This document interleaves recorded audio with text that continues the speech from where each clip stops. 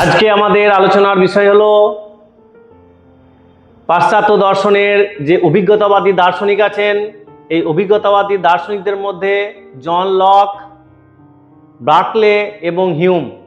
অর্থাৎ অভিজ্ঞতাবাদী lock, Berkeley, হিউমের দ্রব্য সম্পর্কে যে মতামত এবং দ্রব্য সম্পর্কে যে সংজ্ঞা এবং দ্রব্যের যে প্রকারভেদ এবং দ্রব্য সম্পর্কে উক্তি এবং দ্রব্যগুলো কোন কোন গ্রন্থে আলোচনা করা হয়েছে তার বিস্তারিত এই ভিডিওর মাধ্যমে আজকে আমরা জানব। এর আগে আমাদের আলোচনা হয়েছে বুদ্ধিবাদী দার্শনিক রূপে ডেকার্ত, স্পিনোজা এবং লাইবনিজ। এই ডেকার্ত, স্পিনোজা এবং লাইবনিজের দ্রব্য সম্পর্কে মতামত যদি তোমরা জানতে চাও তাহলে ডিসক্রিপশনে লিঙ্ক দেওয়া আছে, সেখান থেকে তোমরা দেখে নিতে পারো। আর যদি এই রকম দর্শন ভিত্তিক তোমাদের জ্ঞানমূলক ভিডিও প্রয়োজন হয় তাহলে অবশ্যই আইএসপি তুফান খাদিম এই চ্যানেলকে সাবস্ক্রাইব করে রাখো এবং সবার আগে ভিডিও পেতে নোটিফিকেশন অন করে রাখো। সঙ্গে থাকছে আলোচনার পরে বেশ কিছু এমসিকিউ, গুরুত্বপূর্ণ প্রশ্ন এবং উত্তর। তাহলে আমরা প্রতিবারের মতো আজকেও দেখে নেব পিটিটির মাধ্যমে সেই অভিজ্ঞতাবাদী দার্শনিক লক, বার্কলে, হিউমের দ্রব্য সম্পর্কে গুরুত্বপূর্ণ আলোচনা।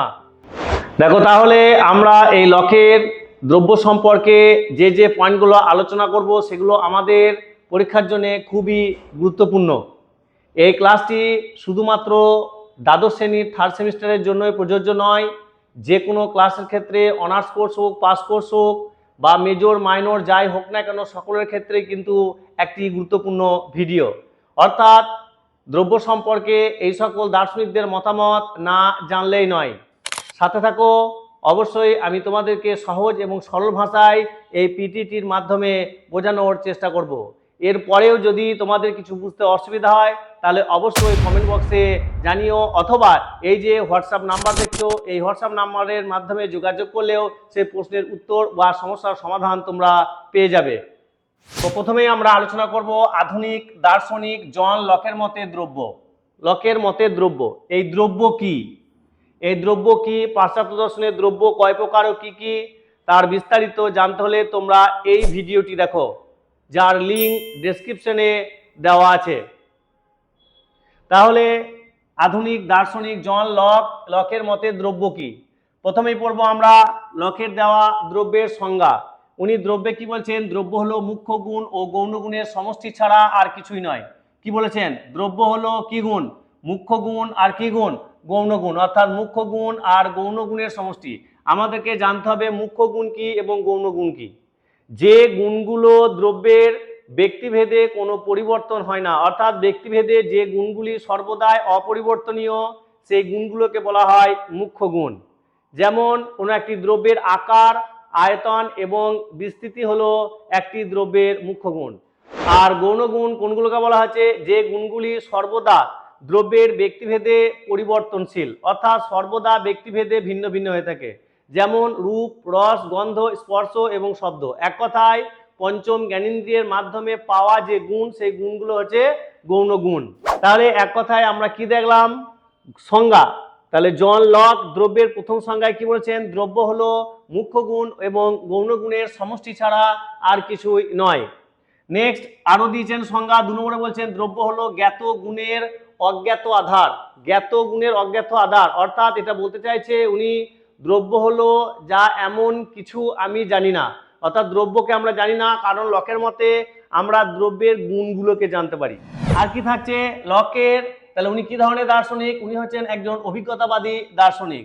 আর উনি কি কি নামে পরিচিত? উনি অভিজ্ঞতাবাদের জনক। তাহলে পরীক্ষা আসতে পারে অভিজ্ঞতাবাদের জনক কাকে বলা হয়? তাহলে অভিজ্ঞতাবাদের জনক হলেন কে? John Locke. অভিজ্ঞতাবাদের যে জনক তাও হচ্ছেন জন লক। এরপরে থাকছে আমাদের দ্রব্যের প্রকারভেদ। তাহলে জন লক কয়টি দ্রব্যকে স্বীকার করেছেন? জন লক দ্রব্যকে 3টে রূপে স্বীকার করেছেন। একটা হচ্ছে আত্মা বা মন, একটা হচ্ছে জড়দ্রব্য, আর একটা হচ্ছে ঈশ্বর। তাহলে ওনার মতে দ্রব্য কয়টা? 3টে। আত্মা বা মন, জড়দ্রব্য এবং কি ঈশ্বর। তাহলে এই পর্যন্ত আমরা কি দেখলাম? প্রথমে দেখলাম যে উনি কোন ধরনের দার্শনিক। পাশ্চাত্য দর্শনের সমস্ত দার্শনিকদেরকে প্রাচীন মধ্য এবং আধুনিক রূপে বর্ণনা করা হয়।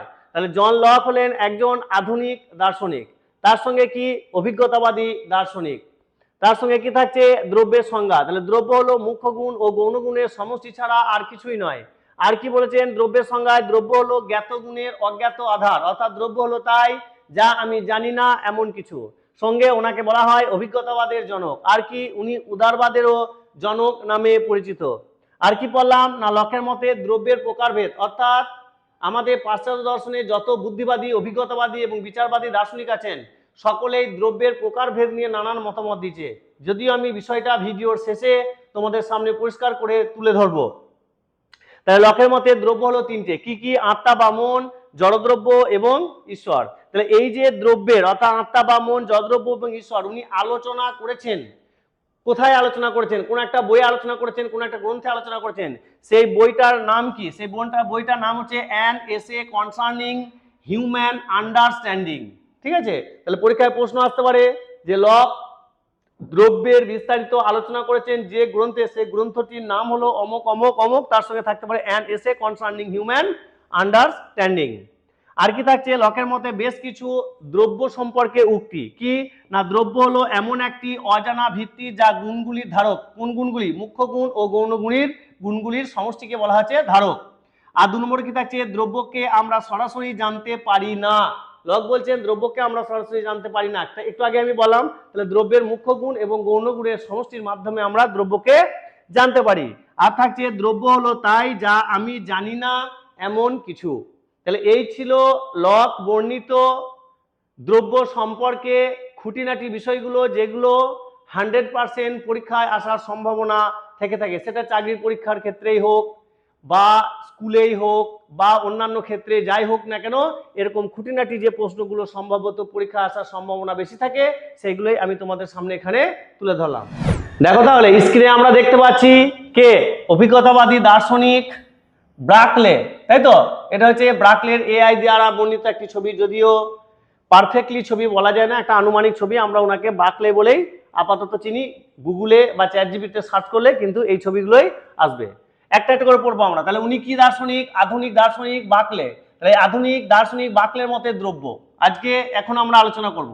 উনি কি দার্শনিক? অভিজ্ঞতাবাদী দার্শনিক।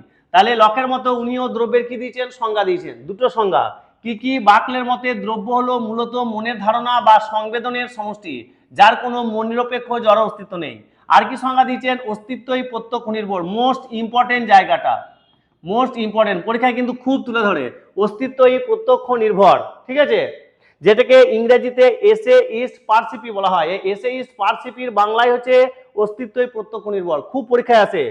কি অর্থাৎ যা কিছু প্রত্যক্ষ বা অনুভব করা যায় তাই হলো দ্রব্য। আর কি আছে? উনি কি কি নামে পরিচিত? উনি অহং সর্বস্ববাদী নামে পরিচিত। আর কি? উনি ব্যক্তিগত আদর্শবাদী নামে পরিচিত। এরপর চলে আসবো অন্যান্য দার্শনিকের মতে। আমরা দেখব যে এই ব্রাকলে কয়টি দ্রব্য স্বীকার করেছেন। দ্রব্যের প্রকারভেদ, উনি দুটি দ্রব্য স্বীকার করেছেন, আত্মা বা মন এবং ঈশ্বর। তাহলে এর আগে আমরা পড়লাম লককে। তাহলে লক কয় প্রকার দ্রব্য স্বীকার করেছিলেন?